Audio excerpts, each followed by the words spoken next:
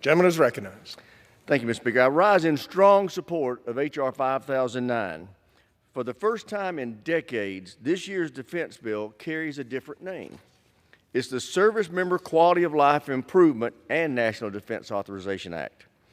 We did that to underscore the tremendous gains this bill makes toward improving the quality of life of our service members and their families.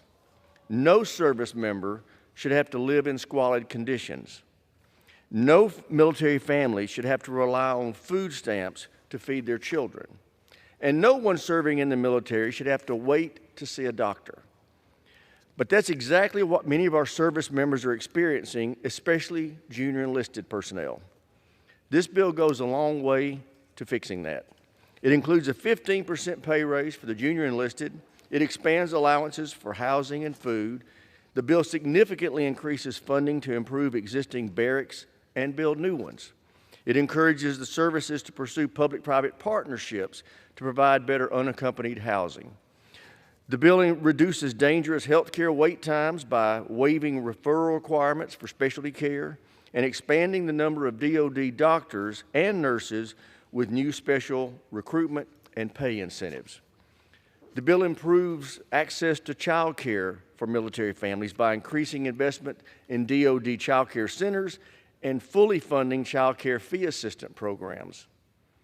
The bill helps military spouses gain and retain employment by making it easier for them to transfer professional licenses between states.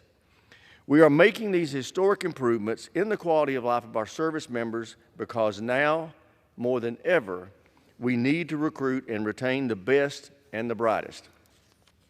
That's because the threats our nation faces, especially those from China, are more complex now than they have been in over 40 years.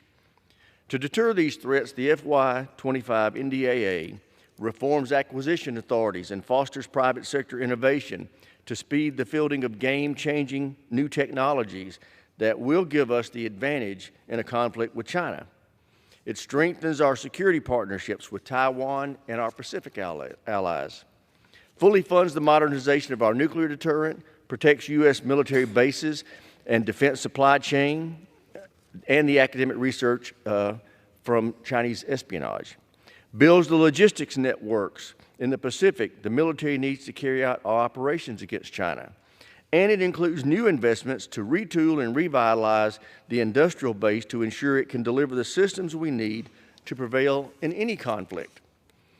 In the face of growing threats from China, it is also critical we restore the military's focus on lethality. The FY25 NDAA does so by ending divisive policies that have hurt recruiting, unit cohesion, and military readiness. We all know that deterring these threats will be an expensive endeavor. That's why this bill includes over $30 billion in savings from cutting systems that can't survive in a conflict with China, and by reining in programs like the F-35 that are not delivering on existing requirements.